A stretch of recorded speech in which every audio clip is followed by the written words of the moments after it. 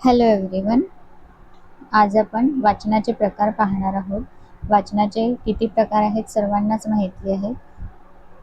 विस्तृत वाचन, मौन वाचन, गहन वाचन आणि सस्वर वाचन हे वाचनाचे 4 प्रकार आहेत. त्यापैकी आज आपण सुरुवातीचा पहिलाच आपला जो टॉपिक आहे तो आहे विस्तृत वाचन.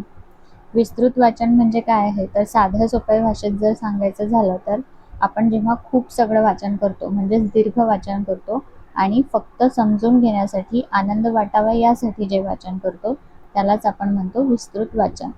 आता विस्तृत वाचनामध्ये सगळ्या संकल्पना समजल्याच पाहिजेत किंवा सगळे शब्द आपल्याला समजलेच पाहिजेत असं नाही आहे, तर त्यातून आपल्याला आनंद मिळतो म्हणून आपण ते वाचन करतो. म्हणजे संकल्पना थोड्या प्रमाणात जरी समजल्या तरी चालते.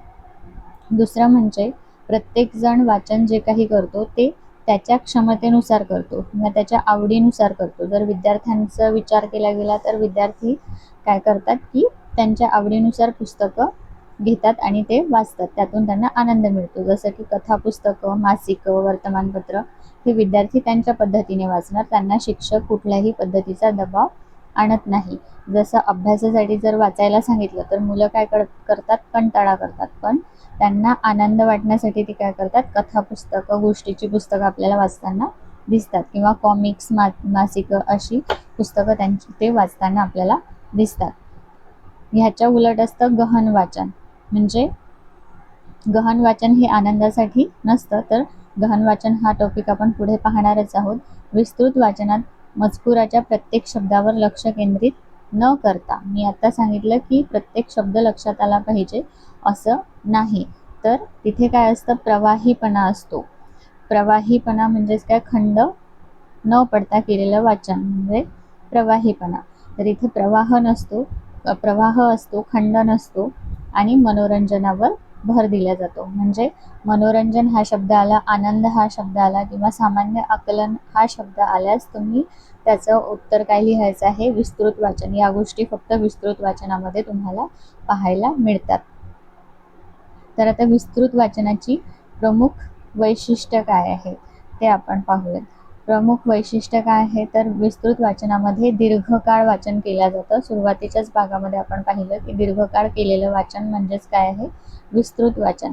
यामध्ये विद्यार्थ्यांना दीर्घकाळ सुलभ मजकूर वाचता येतो, म्हणजे सलग मजकूर वाचता येतो, कारण की तिथे काय असतो, प्रवाह असतो. तिथे खंड पडत नाही, तर तिथे प्रवाह असतो. त्यामुळे विद्यार्थ्यांना आकलन हे लवकर होतं आणि विद्यार्थ्यांना आनंद सुद्धा मिळतो, मनोरंजन सुद्धा होतं त्यांचं. आणि दुसरं म्हणजे सामान्य आकलन. मजकुराचा सखोल अर्थ समजून घेण्याऐवजी त्यातील सामान्य संकल्पना समजून घेण्यावर भर दिला जातो. जसं की आनंद वाटत असताना आपण त्याचा अर्थ शोधणार का, नाही, तर मजकुराचा सखोल अर्थ समजून घेण्याऐवजी आपण काय करतो, त्याच्या संकल्पना जितक्या आपल्याला समजतात त्यावर आपण अधिक लक्ष केंद्रित करतो, नाही की त्याचा शब्दशः अर्थ बघण्याकडे. म्हणजे प्रत्येक शब्द समजून घेतला जात नाही, तर मुख्य अर्थ काय आहे इतकंच आपण त्यातून समजून घेतो.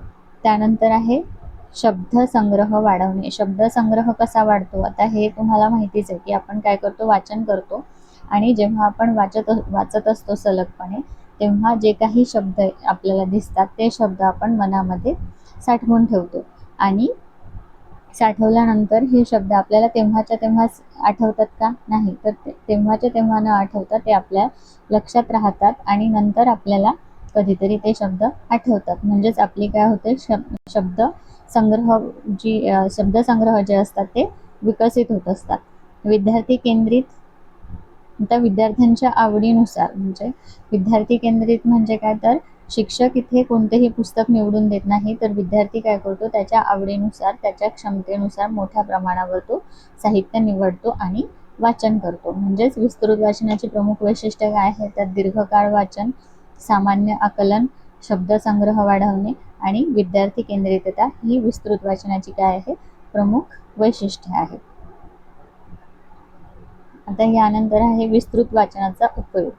आता विस्तृत वाचनाची आपण वैशिष्ट्य पाहिलीत, आता आपण पाहणार आहोत विस्तृत वाचनाचा उपयोग.